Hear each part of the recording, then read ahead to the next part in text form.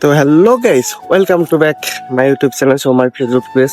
তো গাইস, বরাবরের মতো আজকেও আরেকটা ভিডিও নিয়ে চলে আসলাম। তো আজকে আমি যাচ্ছি বিলে বিলে ওষুধ দিতে যাচ্ছি রসুনের ভি।